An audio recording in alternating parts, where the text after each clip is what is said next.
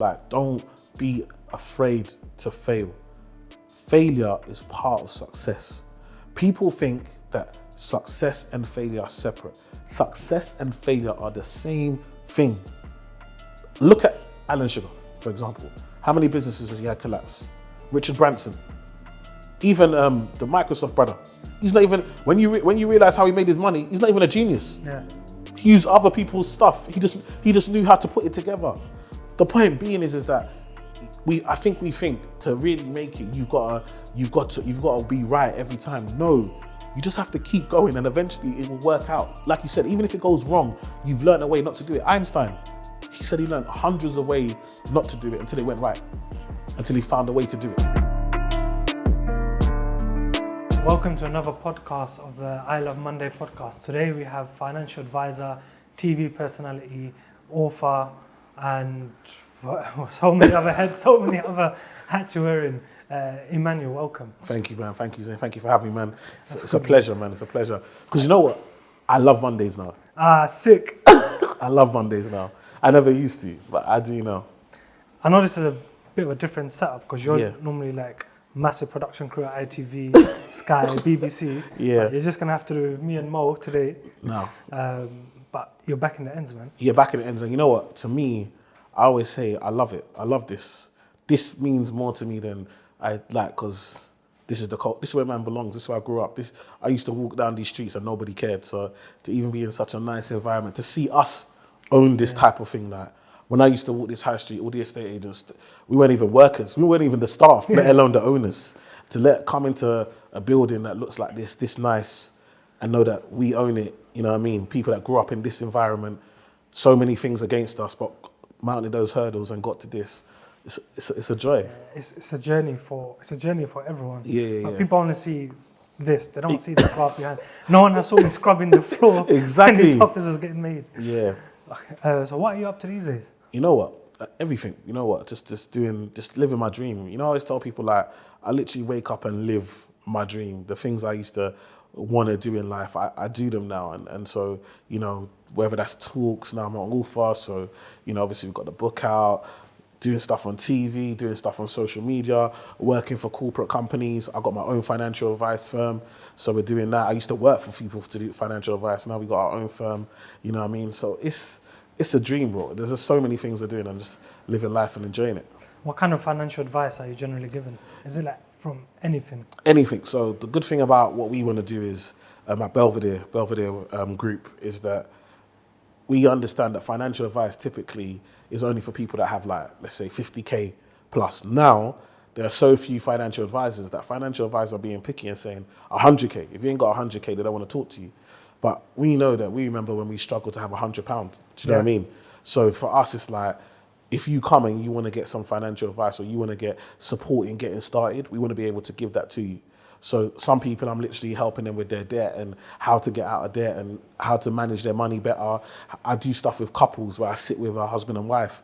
Because remember, two people have different financial journeys. You saw one person might have seen mum and dad handle money in one way and took that, and another one see mum and dad handle another way. Now you've come together, you've learned different ways. If you don't learn how to make it work for you guys, there's arguments, there's trouble, and so forth. So I sit down with couples and teach them how to be better with money, how to make money work for them and the goals and dreams that they want to achieve. And even talk about the goals. And it's crazy, like, you get married and you never thought about how many kids you want, how much, like, what if you have a kid, is your missus going to stop work, carry on, what type of house you want to live in, do you want to stay in the UK, move? All of these conversations haven't happened and you're already married. It's absolutely mad. Like, people don't realize that marriage is a financial decision. It's yes, love and all of that, but it's a big financial decision and commitment. So it's about all of these types of things. For me, I want us to not be making those mistakes. Like, I feel like we're very good at working hard, but we're not good at making our money work hard for us. Yeah. And I think that's the main thing. You need to make your money work for you. Exactly. And that's what they say in all these conferences, make your money work for you. But how is the difficult part? Yeah. Because someone's going to think, I've got 10 grand. Mm-hmm. How can I do that? Someone's going to say, I've got 100. But then majority of the people in the UK, even in London, say, I've only got £200. I've only got £100. What can I do? And it's relative. Like, someone will be like, I remember when I first started 15 years ago, if you had £1 million, you'd be like, I'm a millionaire, I'm gone, I can buy X amount of houses.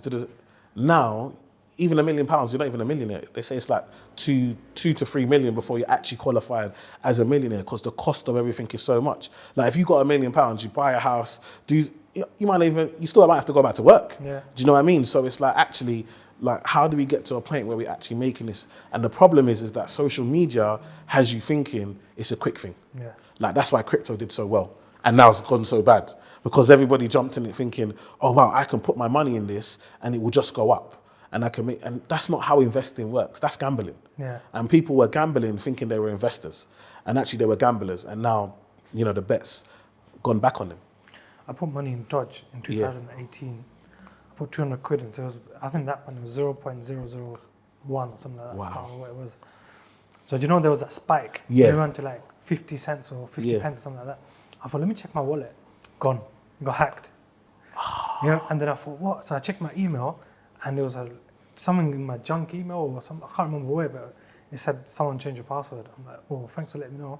Wow. So that could have been, 25, 30 grand or something like that. Yeah, exactly. But it is what it is, man. No, it is what it is, but also you have to know your level, right? Yeah. So I see people like, you're struggling with PowerPoint, you're struggling with Word, and now you want to do Bitcoin or crypto. It don't make sense. Like, that's not for you. Know where you're at. Do you understand? If you struggle to use your mobile phone, then why would you go and now think investing in crypto is going to change your life? It's not going to work. Do you know what I mean? Know where you're at. I think it's really important to focus on the knowledge before the execution. So we think about the investment, but it's not about the investment. It's about, do I understand why I'm investing and the pros of my investing and the cons of my investing? Because if you don't understand that, you could get lucky and win and then do the exact same thing and lose it all because you don't actually understand what you're doing. Do you know what I mean? And so that's why it's so important to get the education and knowledge, but from reputable people. The problem is we get our education and knowledge, people won't come to you because you're quiet. And so they'll feel like, oh, it's quiet. No, they want the loud, boisterous, I'm just about to get on a jet. Let's be honest, these things are not real. Somebody that has to remind you how they got a jet, they're not trying to better you for a course. They're trying to take your money. Do you know what I mean? It's true. And it's like, actually, if I was anywhere near, I would be like, Zane, please, I want to get into this. I see what you've done. Even let me come and work for free. Do you know how much people don't want to work for free? Yeah, it's true. People are you ain't got no education, no experience, and someone says come and work for free and get some, and you're like, oh, I know my worth. What's your worth? I worked for free for about 9 months. I work for free. I used to give talks for free. Now I'm on television giving talks. I used to give talks at churches. I used to go to different churches with some aunties at church and just teach them about money and finance, just to practice, just to get better. So the day when I get on TV and they ask me about pensions, I'm good. I've practiced. And we look down on the practice. We look at practice like, oh, I'm too big for this, or I know my worth. Listen, there's a value in experience. So you could do a qualification. We see it all the time. People go to university, get a qualification, yet you're working in McDonald's, or you've gone back to your retail job because you can't get a job. Yeah. But with experience, some people will hire you because you've got the experience more than the qualification, because they know you can do the job. So go get the experience. And if I can get the experience from you, and I know that this is where it leads to, I'm ready to make those sacrifices, especially when I'm young. You ain't got no costs. It's time to take the risk. It's time to take the risk. We always want to take risks in our 30s after we've got kids and a wife. And no. Take the risk now when you're young. If it goes wrong, all you'll end up back is in your parents' house, in the same room you were in anyway. You've got nothing to lose. I spoke to someone today. He messaged me on LinkedIn. Wanted a quick 15-minute call. Yeah. Because I'm finishing uni, what do I do? Yeah. I said, have you done any side hustles? He goes, yeah, I've done a bit. I said, the first 2-3 years after uni, try and set up a business. Exactly. Either you fail, but if you fail, you learn. Yeah. Or you'll succeed, and this is the path you take. Yeah. But if you start taking a risk when you're 35, 40, married with kids, you're going to think about 5 times before you think, let me jump in. Exactly. And it's so important. And it's like, when you see success, it's like success leaves clues. Do you know what I mean? So if I see you with this, to me, when I drove past and when I was trying to find, I looked at this, I said, this is it. This is what I'm talking about. This is what we need to be having at this level. Because you're not going to walk into any estate agent and say that it looks like this. It looks better than this. This is the. We could be in Knightsbridge right now. The level. Do you know what I mean? The level that this is. So if I see this level, I say to myself, just to learn, The nuggets that you will throw away, that you're not even thinking about, will change somebody else's life. So for me, if I'm a young person, I need to get around you. How do I get around you? If I've got to work in your company, if I've got to volunteer, because when you're young, you have low costs and you've got time and energy. So go and meet someone like yourself who now you've got businesses and all you're doing, you're time poor. Yeah. So you as a young person can partner with someone that's time poor, where you've got time, you've got energy, do the running and learn on the job. I promise you, everybody I know that's successful had a mentor that they had to humble themselves to for a period of time that changed their lives. And it's like, for a lot of us, because of social media, we think we could just come out of uni, come out of college and we're a boss. How was Emmanuel when he was a young child? I didn't have much, man. I didn't have much. I feel like, I know a lot of us didn't, but I struggled. Like, I didn't have the right trainers. I used to get bullied a lot for the clothes, because my parents, they grew up in Nigeria. So to them, trainers is just trainers. Yeah. There's no designer clothes. They're just happy to have clothes. There's no designer clothes. As long as you got clothes and the clothes are clean, that's all they care about. When you go to school, it doesn't work like that. And so for me, people always used to feel like they could bully man and attack me and so forth. But then I started playing sport. I grew, got bigger, got stronger, got wiser, and got a good group of friends around me. But we still didn't have. But the most important thing with me and my friends is we had hope. Like, you see, sometimes you're in an environment that's negative, an environment that you're supposed to go down a certain path. One thing I never lost was hope. I always had the hope that this doesn't have to be my ending. I don't have to go down this path. I can change my journey. What gave you the hope? I think mainly for me, my faith in God is the main thing. Like, my parents took me to church every Sunday and raised around God. So that was really important. And then obviously growing up in Tower Hamlets, most of my other friends that were like Bangladeshi, do you know what I mean? And they're very religious, and I see them go to Friday. These are the rudest boys, like, you know what I mean? But they don't play Friday. They gotta go mosque. They have respect for their parents. Like, these are things around you that you appreciate and respect. Do you know what I mean? And so for me, it was like having that faith in God. I'm like, no, things can change. It's interesting you say that, because we have the same belief in the sense that we have to have hope. Yeah. Like, our religion teaches us to have hope. So as a Muslim, it's like, if you don't have hope, you're not practicing properly, because you have to have hope. Because if you pray to have anything, we pray for the impossible. That's what we say. Exactly. And it's the same with you guys. You pray for the impossible because you just never know what can happen. Exactly. And so for me, it's like, especially like growing up in Tower Hamlets, I'm seeing Canary Wharf, I'm seeing the buildings, I'm like, I gotta get in there. I gotta get over there. I'm so close. I live in Limehouse. My postcode is E14. Yeah. The Barclays Bank postcode is E14.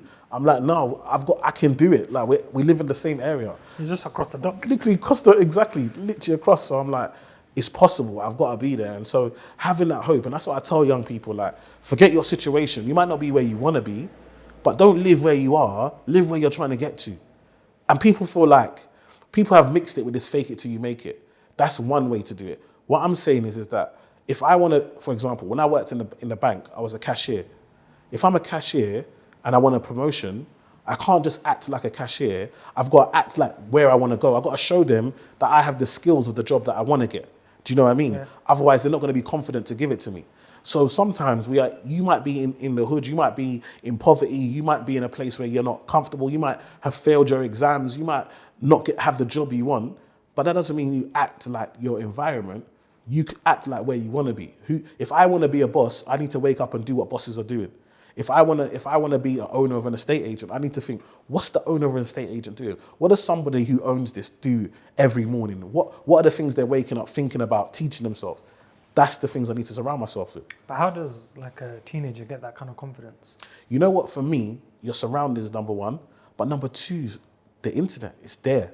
So I think sometimes we're so big to find these examples, I want to be like, 50 Cent, or I want to be like this Jay-Z or whatever, Kim Kardashian or whatever.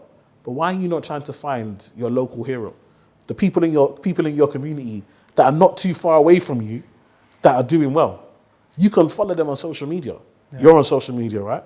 So if I'm a young person, I can follow you on social media, see what you do. I can then listen to your podcast. I can then pick up stuff that can help me change my mind, change my reasoning. The problem is that we're listening to the same music, we're buying the same clothes, we're going out to the same places, and so our mind's being conditioned to think that this is the only way. And so you've got to use the internet as a tool to help you rather than a tool to trap you. Because that's what a lot of people are. They're trapped in the internet. They're trapped watching the same things, having the same conversations. Should I date this? Should I not date that? Oh, make money, lose money, hustle. Like, what do you want for yourself? Who can you really look up to that's reachable? I can't. When they were talking about the Jay-Z thing, I was like, are you crazy?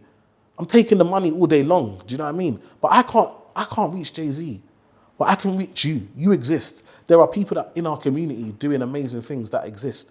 These are people that are reachable. And so that's who you should follow. That's who you should listen to and try, and it will help you do better. It's like we're talking about Sean Landorf here. Yeah. Because he's one of them on social media. He's active. He's made it. Mm-hmm. And he's out there to help. I guarantee if someone messages him, he'll reply and say, yeah, let's meet for a coffee. And there's so many. And he's from Ends. Yeah, definitely. And there's so many. Why? Because people have helped them on the way. People are like, oh, E-man, like people will message, DM, and they'll be surprised that I'll reply. And they'll be like, oh, no, I don't believe it. And then I'll leave a voice note. And they'll be like, I can't believe I'm like, bruv, I know what it's like. I've been hustling. Nothing was given to me. I've been hustling. Like you said, cleaning the floors. I've had jobs that I didn't like. I've had to do stuff that I didn't want to do in order to make sure that I can provide and I can be where I am today. So the big thing for me is that we're normal people. Yeah. Like, I don't idolize anyone. I don't put anyone on a pedestal. Like, we're all humans. We're all flawed. We all make mistakes. But the biggest thing is that for a lot of people that are successful, if you come at them in the right way, they'll give you some time because they remember when they were coming up, somebody gave them some time. Did you have a hero growing up? I think, who was my biggest hero when I was growing up? You know what? I'd say I love football. So my biggest hero was Ian Wright and then Thierry Henry. Arsenal fan, unfortunately, for myself. But yeah, I grew up, I loved Ian Wright.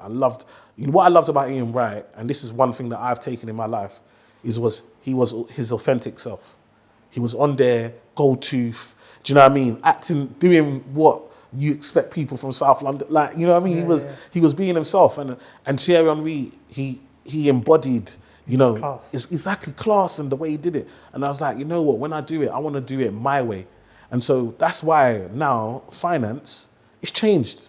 Before me, and I don't want to, not in a big-headed way, before I started doing my thing, finance was very straightforward, get a pension, get an ISA. Now that I brought banter and humor, now all of a sudden people are like, oh, finance can be fun. Finance can be fun, entertaining. Do you know what I mean? Do you think pension's a scam? I've never put money in a pension. You know why? I'll tell you why. Yeah, go on. I'm not waiting until I'm, 67 to take money out. Facts. That part is a scam. Not a scam in the sense of, yes, pensions are good, they're tax efficient.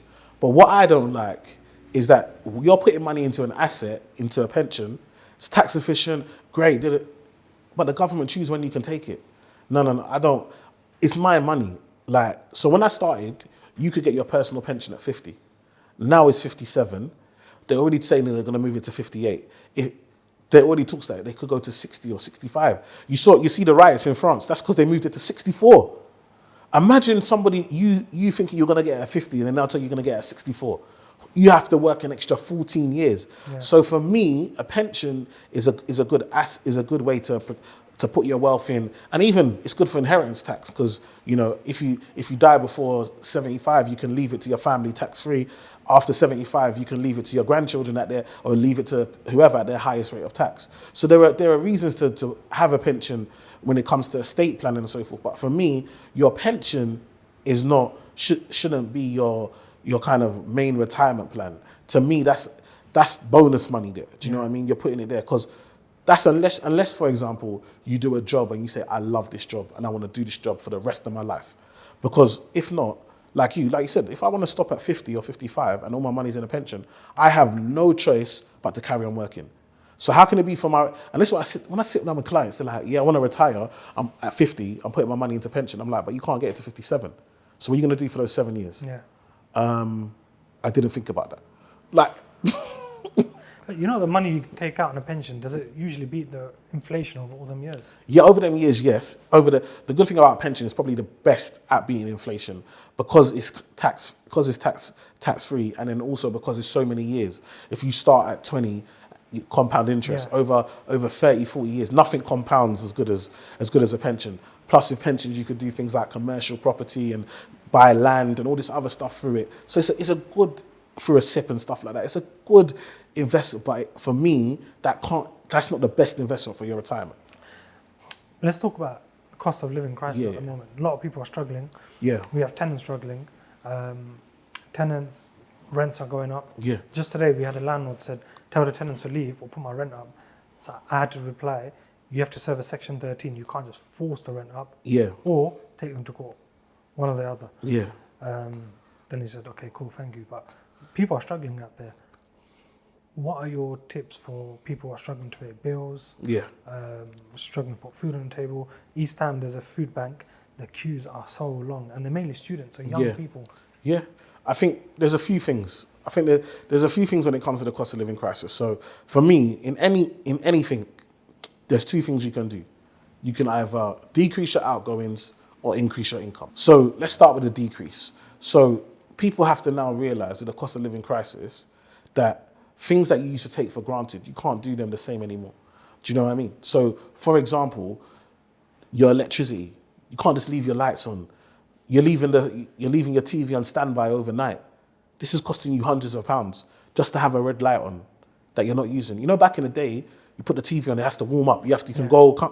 It's not like that no more. The TV don't need to warm up. So just switch things off by the wall. These are simple things. Gas, so your heater. So you got to have you service your boiler. You need to serve it. You're using it all the time. You need to service it. I think also things like water. So we've seen water rates go up now. So how many times you brush your teeth? You just leave the water running. You flush the toilet every 10 seconds. Like we actually have to change the way we interact with this stuff. But also things like, can you work from home? So do you have to? How many days you have to go into the office? Is that a way to reduce your?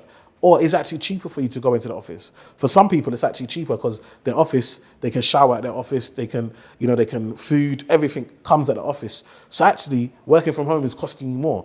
So go to the office, you know what I mean? We have to make changes. But then for me, the big thing, increase your income. One of the biggest problems in the cost of living crisis is, it's not just a cost of living crisis, you have a cost of income crisis. The income in the UK is too low. Look at it. You can go online and compare what does a teacher get in the UK compared to a teacher in another country. Find any of these types of jobs. People get paid a lot more in other countries. Yeah. So it's one of those things where the reason we have a cost of living crisis is because in this country, incomes are so low, so tight. But also, you are living on one income. One. If we know that if the average millionaire has 7 income streams, 7. I'm not saying you have to be a millionaire. But you should think to myself, if I want to live decent, I should have 2 or 3. Do you know what I mean? Yeah. And so, but we're living on one income. You can't afford for your job to be the only source to feed your family. You've got to look at other ways to do it. And also, you've got to get comfortable. Some of the students have to get comfortable. I need to go uni near my house. All of this, I want to go away for uni. Uni costs too much already. Do you even need to be uni? You could be doing an apprenticeship. The amount of times I speak to these young people, what are you doing? They're doing degrees and stuff. I'm like, you could do an apprenticeship. You're going to do this degree and you're going to come out and your manager is going to be somebody that's done an apprenticeship. Yeah. Because they started at 16. And you're 22. That means that they've got 6 years worth of experience more than you. They're more employable. They're more employable and they can command a way higher salary. Way higher salary. So yes, when you look at the stats, it says that, when you get to senior management, but you can do on-course training. Even your job can pay you to go back and do it, and your job is paying rather than you. So for me, we have to be careful. Unless what you're doing requires a degree, look at other routes. Look at on-course training and so forth. Because we're starting ourselves up in debt before you've even started.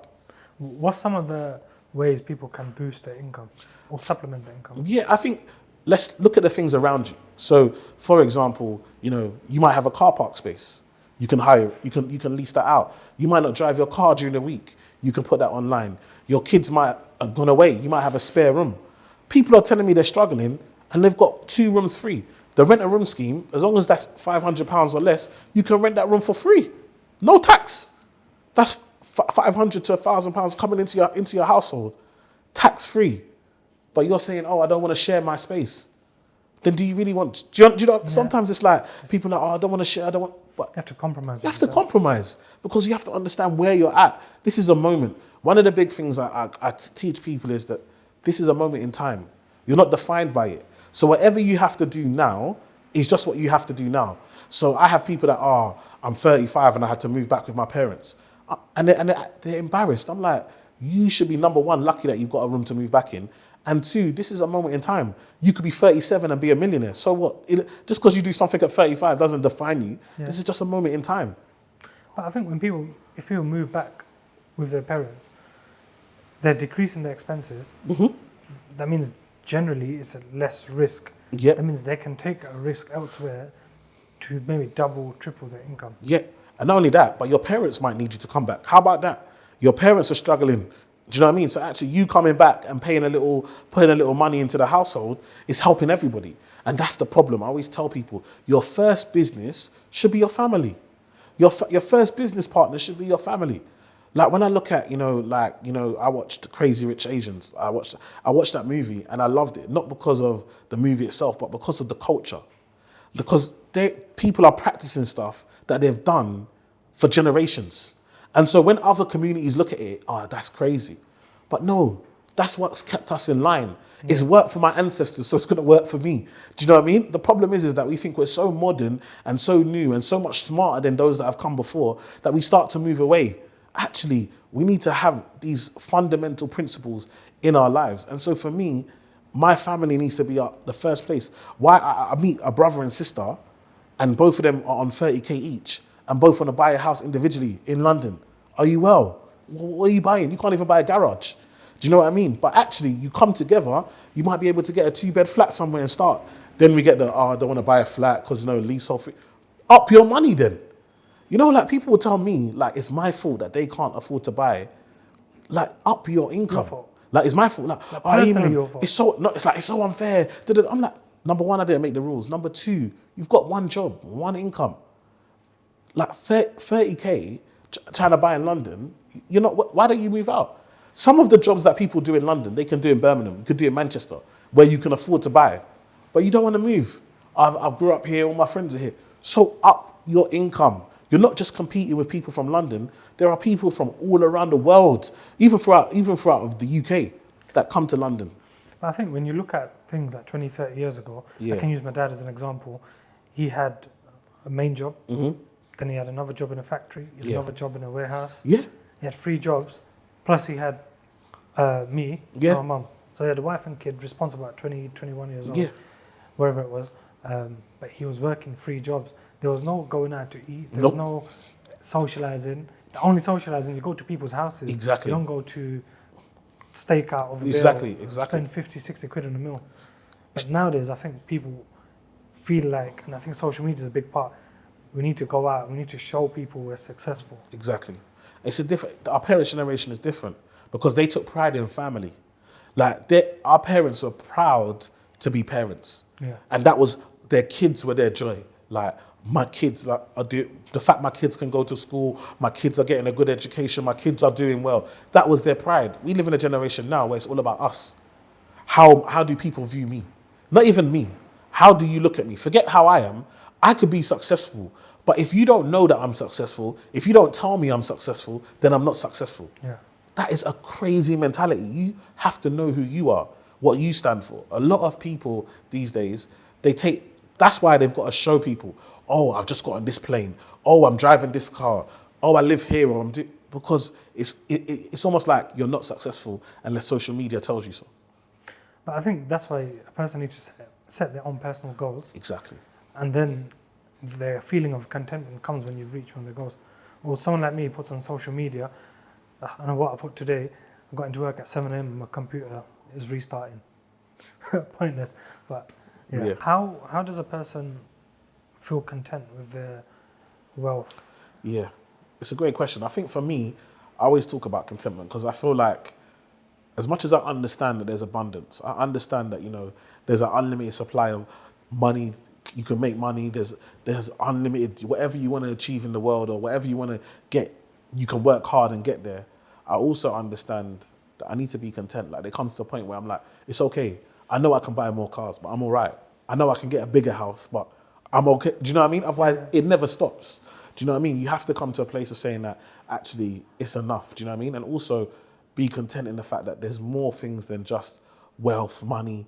You see it all the time. I meet clients. I remember when I used to work in the bank and you meet some really wealthy clients, but that doesn't mean that didn't make them happy.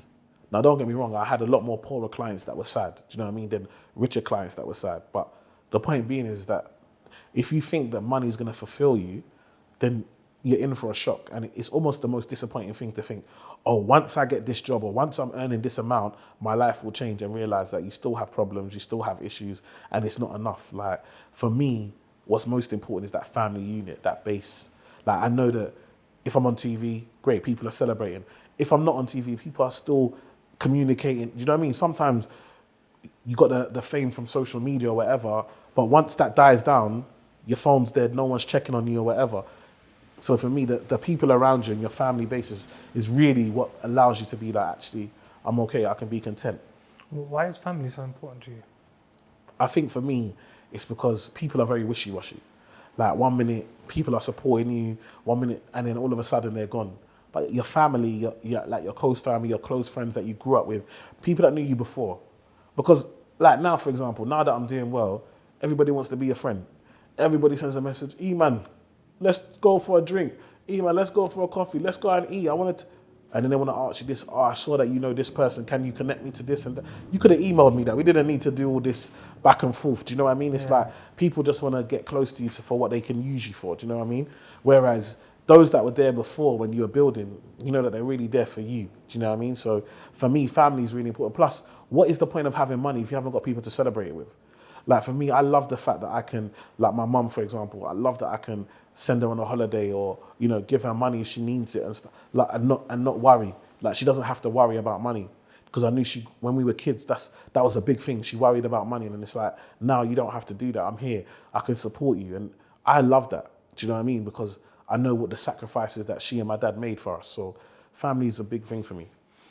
I think you mentioned a key word, sacrifices. Yeah. And I think when you're younger and you understand the sacrifices that your parents made, your family's made, sometimes it's your older siblings, you appreciate that, and it makes you work that extra 1% harder just to give back to them. Yeah, exactly. And I think that's one of the problems is that for a lot of us, we have entitlement, especially this kind of millennial Gen Z. There's an entitlement that, oh, because I'm here, I deserve a certain standard or I deserve X, Y, Z. And I don't walk around feeling like I deserve anything.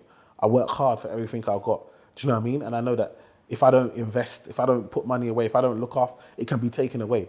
That's why my desire is to make sure that my income or my family is supported by my own work rather than the work of others. Do you know what I mean? And so for me, it's like, even though I'm making money now, I'm not thinking about now. I'm thinking about the future. I'm thinking about when the cameras are gone and no more TV and no more, how is my family going to maintain this lifestyle? You see it with, I got footballer friends and clients and struggling. Yeah. Even though you're earning 30, 40K a week and you're in debt and you're struggling. Why? Because you haven't got the knowledge, you haven't got, and also you feel like you have to live up to a certain appearance. I think with footballers, it's that celebrity thing. It's mad. And like with us now, and it's the same thing, it's the social media illness. Exactly.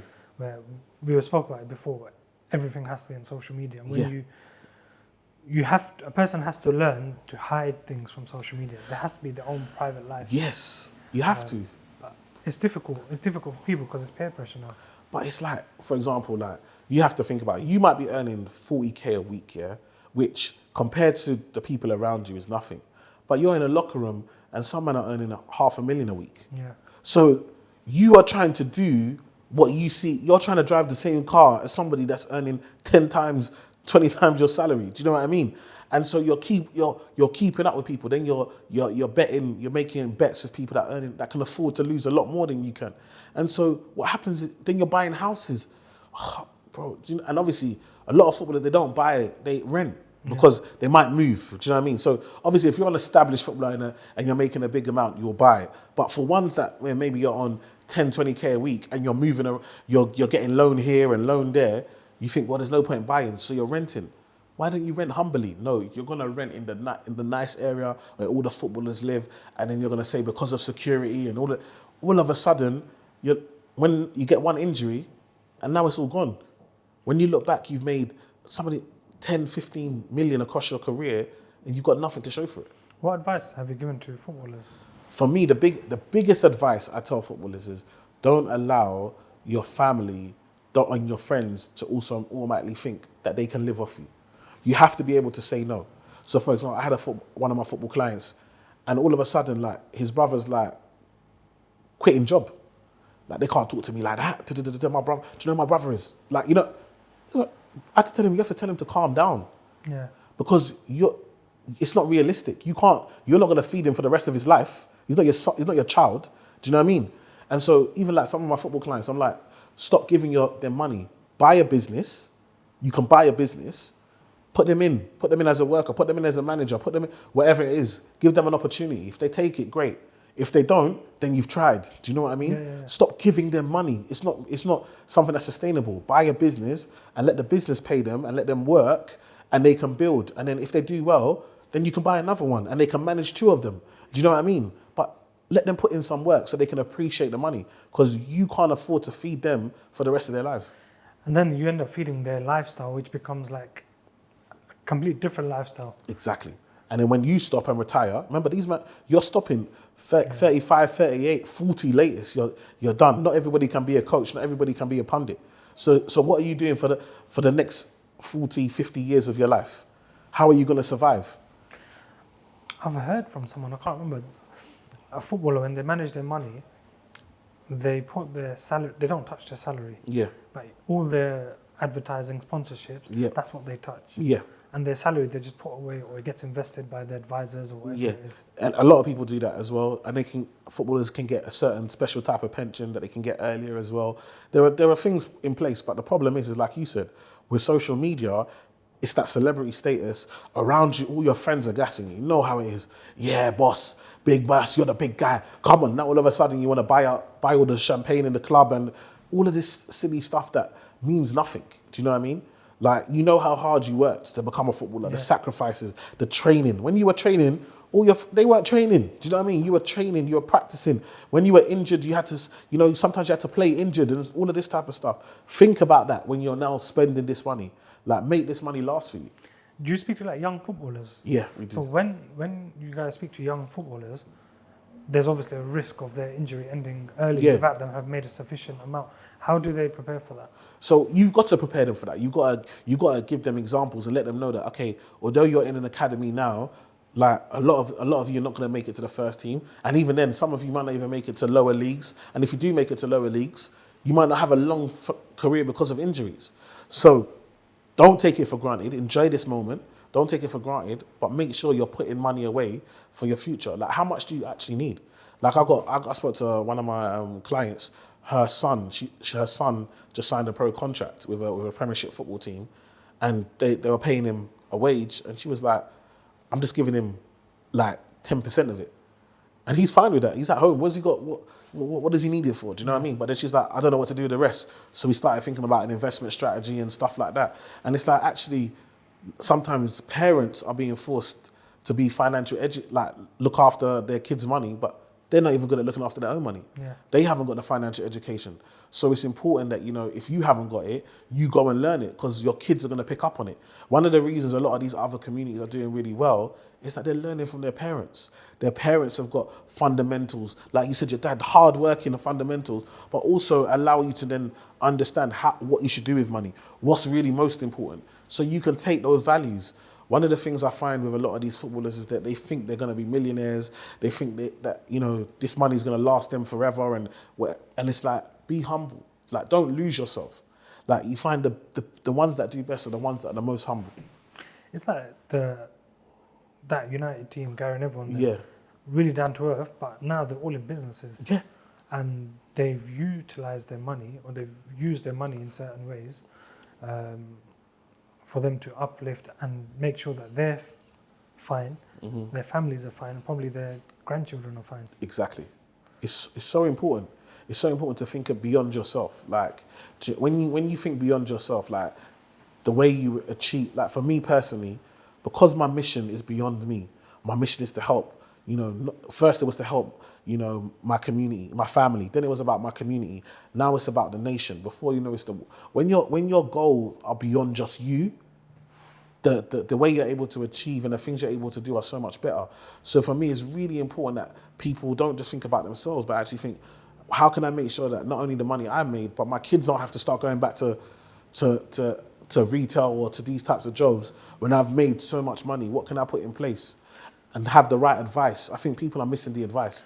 Is one of the reasons you want to help, or you wanted to help your community, the racial wealth gap? Because it is a thing. Yeah, it's a big thing for me. When I first got over to work at Canary Wharf, I was only 22. Youngest financial advisor was in Barclays. I was 22. All my colleagues are like mid 40s, early 50s, and I used to leave my council estate. So my Tower Hamlets, leave my council estate, all the hood, hard, and then go to Canary Wharf, and I'm a minority. But I know I'm in Tower Hamlets. I know that white people are the minority in Tower Hamlets. Yeah. But in Canary Wharf, you're the minority. Do you know what I mean? And in these, and I used to get there, and then I see my clients, and I never saw a black client. I had a few. The closest I could get was a couple of Asian clients. I never had a black client, and I was like, what is happening? How come I see you on church on Sunday, I see you during the week, but I never see you in my office giving you financial advice? And then it made me feel like I've got to make a difference. Like I can't just live my life helping rich people get richer. I have to go out and look at how can I help my community where I come from. And then from there, I realized it's not just my community. There are loads of people out there that need this help and support. And so that's how it's just built. Since you were at Barclays, how do you think it's changed? It's changed. I think there's a lot more diversity. The conversation has changed. We've seen, I'm not going to lie, the George Floyd thing made a big difference for me, even me personally. I feel like a lot of the TV that I do now is because of that. I personally don't think a lot of the opportunities I would be getting if that didn't happen. And that's sad, but I'm going to make sure that that's why I always try and, mention his name, because this guy literally got slaughtered for us to be able to have opportunities. And, George Floyd should never be forgotten, because what his family have had to go through had to help to make a change for all of us. Same thing as Stephen Lawrence. These things make big changes. Do you know what I mean? So I feel like there's been a lot of change there. However, when you look at like FTSE 100, there's not one managing director that's black or ethnic minority. So it's really important that we still understand that there's a long way to go. When do you think we will see a managing director who's ethnic minority? I think it's very difficult. Because it's tough to break in. It's very difficult. And what you have to understand is human nature says that remember, if you're a manager, you're going to hire someone, your reputation is based on them. So the likelihood is that you're going to feel most comfortable hiring someone that's similar to you. And someone similar to you tends to look like you as well and go to the same places you go to and socialize in the same environments. That's how you're going to feel comfortable. And unfortunately, there is conscious and unconscious bias that leads to making it very difficult for us to get past there. Even though we talk about it, it becomes very difficult. So I think the only way we're going to start seeing that is actually creating our own companies. We have to stop trying to get a seat at their table and start to create our own tables. No, 100% agree with that. Because I can't see ethnic minority being MD of Barclays, for example, or any other banks or any of the large institutions. And even when they had Tiam, he was an MD at Prudential and so forth, but he's from a wealthy background and he's French or French background, so he's not from the UK. Do you know what I mean? I think it's very difficult to get there from here. I wouldn't say it's impossible. I mean, we had a black president of America, so anything is possible. We've got Asian prime minister. Asian prime minister now, so anything is possible. But I think it's going to take a long time, and I think the quicker route is us actually starting to create our own businesses and build our own companies. We've got the Asian prime minister, but if you look deeper into it, the guy is either himself or his family or somewhere he's a billionaire. Yeah. And when you've got that kind of money, it's easy to break in. Yeah, his wife's dad is like the richest man in the world, or one of the top richest men in the world. Yeah, and then even him, he's a multi-millionaire himself. So of course, you know, it's a different, especially coming from our background. Do you know what I mean? And so for me, it's about actually understanding the people. I focus on the people. Like, who can I help? So people wake up in the morning and they ask themselves, how can I make money? I don't ask myself, how can I make money? I ask myself, who can I help? Because I know if I find people to help, money will come. Yeah.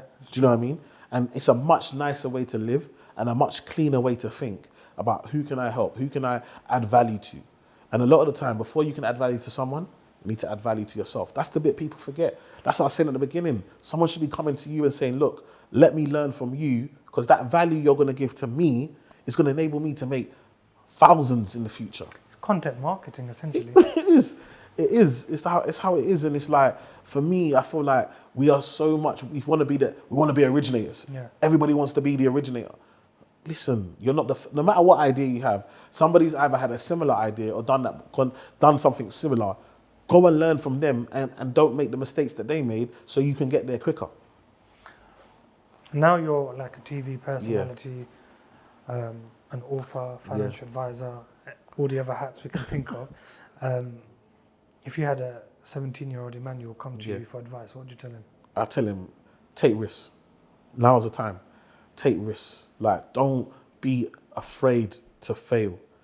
Failure is part of success. People think that success and failure are separate. Success and failure are the same thing. Look at Alan Sugar, for example. How many businesses has he had collapse? Richard Branson. Even the Microsoft brother. He's not even, when you realize how he made his money, he's not even a genius. Yeah. He used other people's stuff. He just knew how to put it together. The point being is that we think to really make it, you've got to be right every time. No, you just have to keep going, and eventually it will work out. Like you said, even if it goes wrong, you've learned a way not to do it. Einstein, he said he learned hundreds of ways not to do it until it went right, until he found a way to do it. I think the easiest way to explain to a 17-year-old, for example, look at Cristiano Ronaldo. Yeah, come on. When he was 17, 18 at United, he was dribbling, he was getting chopped. Yeah. Or he couldn't get past. Yeah. But he continued. He kept trying. Sometimes he would fail to get past Ashley Cole. He struggled to get past Ashley Cole. Continue, but now look where he is now. Okay, come on. And then also you understand that for every Cristiano Ronaldo, there's a Messi who just gifted. Yeah. You just got it just happens. But also understand, Messi still works hard. He still trains, he still practices, he still has to watch you can't just have the skill and ability and think, oh, I'm really gifted, I'm gonna make it. No, you've got to put in the work. There's no matter what you want to do, if you want to achieve something in life, you've got to put in the work. And this generation are scared of that, the work part. There's no standing still. You're either going forward or going backwards. Exactly. And sometimes, yes, we need a break and work-life balance. But I was saying it the other day, like, to me, there's a balance, but at certain times, bruv, I'm 99% in business, and my family are getting 1%, and other times I'm 99% family. And do you know what I mean? Like, but over the course of a year, there'll be balance between the two. But at any given time, when I was on my book tour the last 2 months, I was traveling the whole country.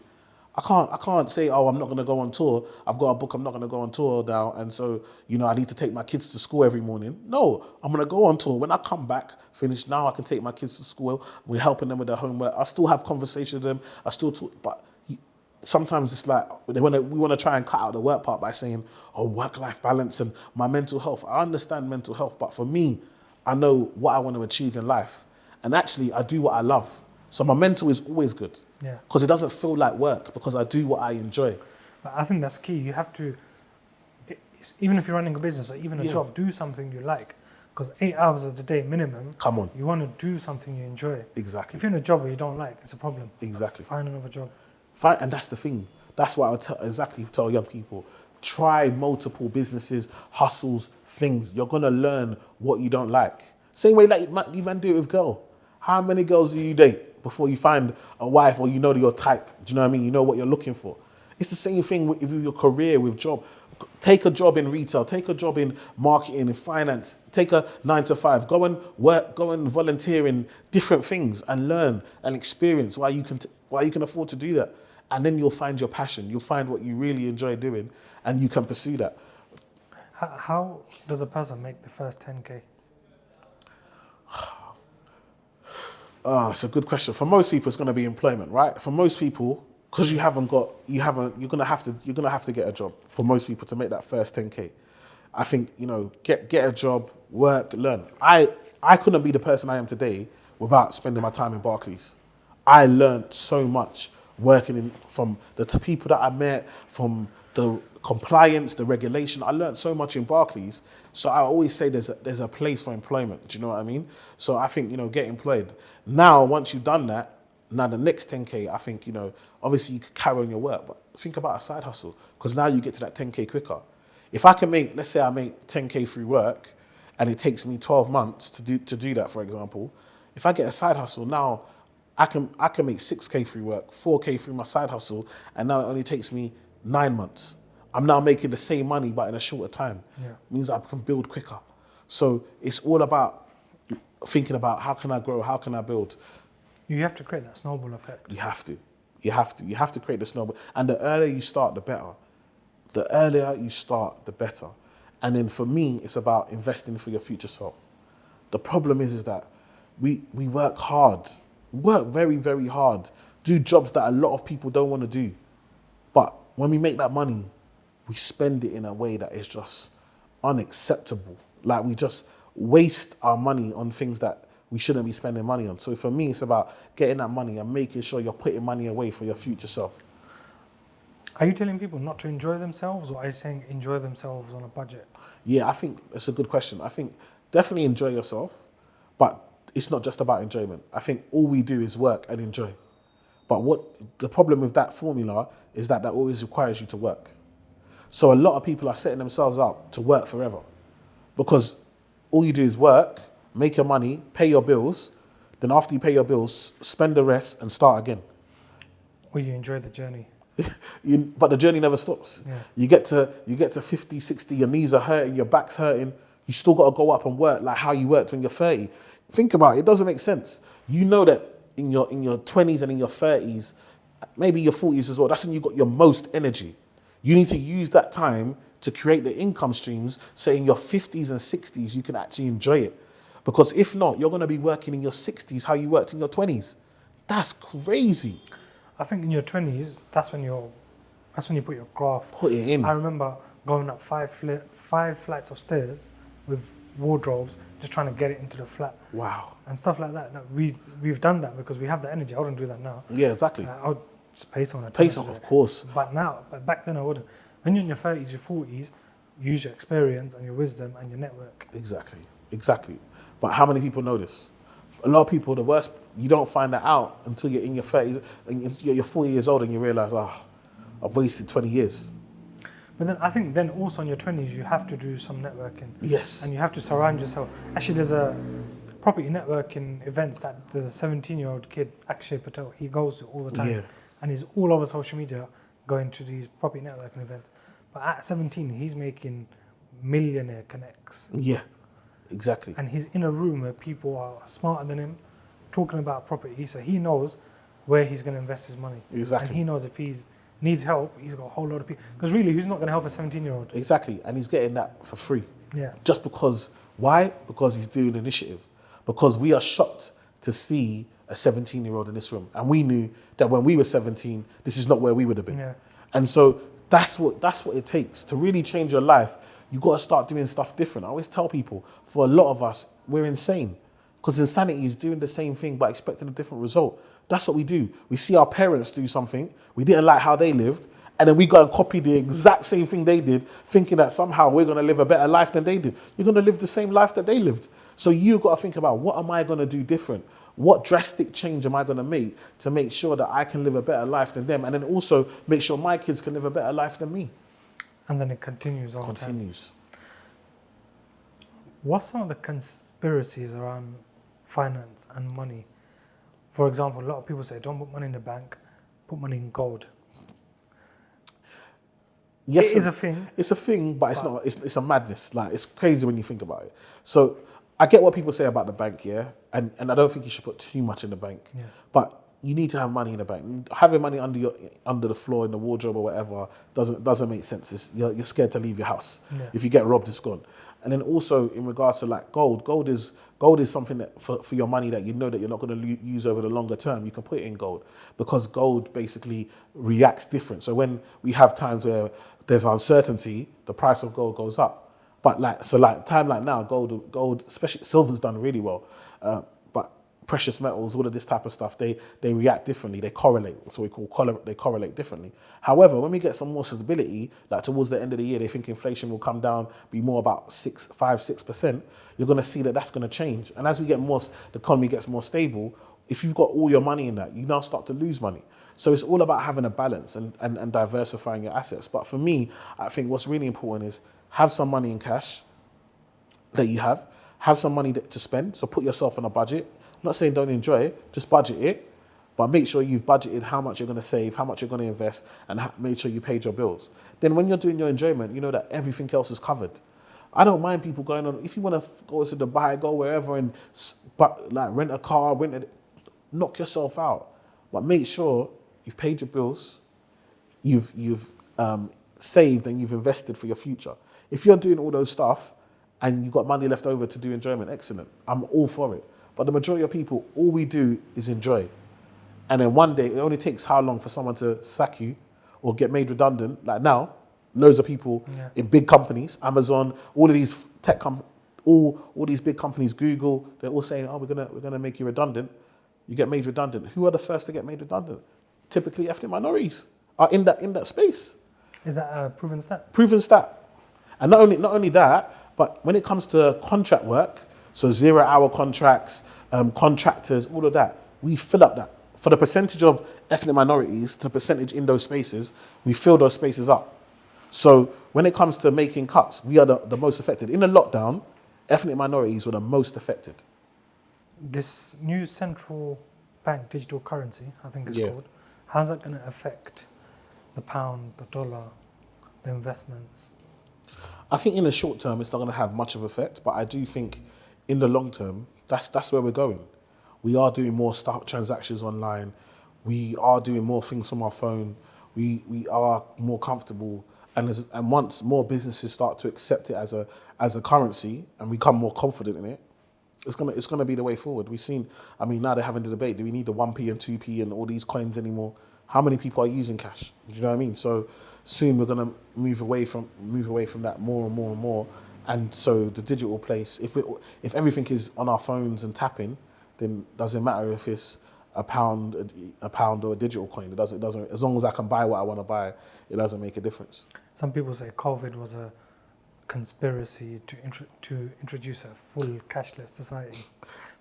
Whether that's true or not, that is what happened. Yeah. That is what happened. We went from people would no way pay for card to everybody taking card. Even like small vendors taking card and so forth. So you go Queen's Market, people are taking cards. Yeah, before it was full cash. It's full cash, yeah. All these little food stores that you used to have outside your work, outside, all of them take card now. So it's one of them things where even now to use cash, and we're seeing banks close. So I don't know if you notice the trend on the high street is that banks are closing. What's taking their place? Betting shops, loan shops. So payday loan companies are now more rife than people actually going into the bank because people doing their stuff online and so forth. I think they need to start banning or limiting the amount of betting shops, paddy powers and all that. I agree. I think they've started to do it in football actually. Yeah. Where I think you can't have the logos. But it needs to be more, man, because the poorest is like Newham example, there's betting shops everywhere and they're full and people are struggling. Yeah, remember what we said earlier about hope? That's what it is. Yeah. If I'm struggling and I've only got a little bit, I'm hoping that I can make this bet and double my money or triple my money. And actually, we know that these shops wouldn't exist if the majority of people won. These shops, they only exist and they only do well because the majority of people lose. You can't beat that system. You can't beat it. Like, there are very few that make that win. Do you know what I mean? And they have to let some people win because otherwise nobody would do it. But the majority of the time, you're losing. What's your one top tip for investment? My biggest top tip, I would say, for investing is that diversify is the number one thing. I think some people are, I only invest in property, or I only invest in stocks, or I only invest in business. For me, diversify. Invest in all the different areas, because at any given time, anything can go up, anything can be down. So it's always important to diversify. And then the second is start as early as possible. So people say, Eman, when should I start? You should have started yesterday. If you can't start yesterday, start today. Do you know what I mean? Like, today's the best time to get started. Like, even if it's like, and start with where you can afford. So if you know that I've only got £50 a month, then you know that you're looking at doing something on, Hargreaves and Lansdown or Vanguard, a little fund. Just put money in on a monthly basis. As you start to build up more, then maybe you go into property, or maybe you go into property trying to deal source because you've got time and energy. So it's like, sometimes I'm like, even buying house is not always the be all and end all. Do you know what I mean? There are plenty of people who just deal source and make money off that, and they make a good living off it. Do you know what I mean? If you can find the deals and get them for people and get a network of clients, you never need to own, but you can live the life. Do you know what I mean? So there are different ways there's so many different ways to skin a cat. I mean, it's just about getting out there. That's it. Pretty much. And learning from people like you, other professionals in similar investment fields, and being a sponge for information, basically. Exactly. And the biggest investment you can make is in yourself. 100%. That's the best and biggest investment you can make is yourself. If I had £1,000, I'd rather invest that in a course or into knowledge or into mentorship than I would into the stock market. Because even if I put in the stock market, I get, 10%? All right, excellent, I get an extra £100. Yeah. If I meet the right person, if you mentored me, if I could get on a call with you and you could give me tips, I could probably make that £100 every day or every week, rather than only making it in a year. Yeah, and I think people undervalue mentorship, undervalue investing in themselves. Yeah, so much so. But for me, it's like, if you don't even believe in yourself, who's going to believe in you? Yeah. You've got to back yourself. You've got to believe in yourself. And the only way you can believe in yourself is by having these courses. Is like me, practice is amazing. But when I can get a coach, someone to actually, I know what I'm practicing has gone before and proven results, you walk with a different type of confidence. Do you know what I mean? Even when you go networking and 20% of people in the room, you walk into that room with a different swagger, because you know people, and then people are going to introduce you to other people. You know that the room is safe. It's energy, isn't it? It's energy. So the earlier you get into the room, everyone's going to have the day when you walk in the room and you know nobody. Yeah. We all have that. But the earlier you do that, like you said, the guy does it by 17, by 25. Yeah, he's going to be a networking master, I tell you. That's it. Opportunities are coming to him. He's not looking for them, because he's going to have so many people in his network, know so many people. So the earlier you get in there, the better. Just before we finish, we'll have a quick fire round. Sure. Favorite food? Chicken. What type of chicken? I like jerk chicken. Nice. Favorite holiday? Holiday. I'm going to say Cape Verde. Oh, Nice. I've not been there. Nice. Yeah, nice. Okay. Favorite book? Book, I'll say, I got two. I can't do two. Rich Dad, Poor Dad, Richest Man in Babylon. Those two books. Someone else said Richest Man in Babylon. Yeah. We said it. I thought you were going to say the Iman Effect. Now, my book is cool, but obviously I wrote that. Like, the book, those two books really affected me. Guys, if you want to buy Emmanuel's book, we'll put the link in the description for you. Yeah. Get your money right. Get your money right. That's it. It's cool. Yeah. Favorite podcast? Favorite, obviously, Love Mondays. Come on. I thought you were going to say Diary of a CEO. No, it's a good one. That is a good one. That's a good one. What do I listen to a lot? What's a podcast that probably Diary of a CEO. I do listen to a lot is on quite regularly. Favorite TV show? I don't really watch TV too much, but I'll probably say Dragon's Den. Ooh, good. Yeah, That's a nice I like it. I like watching the pictures. I like seeing how investors think. Yeah. Favorite day? Sunday. Bro. I already gave you the Monday in the podcast. That's true. Why do you love Mondays? You know why I love Mondays? Because I used to hate Mondays. So that's why I love them now. Because I remember when I used to work for someone else, I used to wake up on a Monday, going to this job. But those Mondays led me to be to today. Do you understand? It's like sometimes you forget that actually the grinding, the sacrifice, those days when you woke up and did it anyway, now lead to the way where you wake up and you're in control of your day. Thank you very much, Emmanuel, for coming on. Thank you for having me. Thank you for creating the podcast, and thank you for being an inspiration, man. Like, what you're doing and how you're doing it is beautiful. It's beautiful to see, and you know, I feel like you deserve your flowers and your roses, because you know, I know this doesn't come by accident. This comes by sacrifice, by hard work, determination. I know you probably had so much rejection, so much heartache, so many times deals fell through and stuff like that, but you carried on, and that's why this exists. And now it's possible. You know that Nelson Mandela, it always seems impossible till it's done. Yeah. Like this, for me, growing up, I thought this was impossible, and you've done it. So now other people know they can do it too. No, I appreciate that. Thank you very much. No, thank you.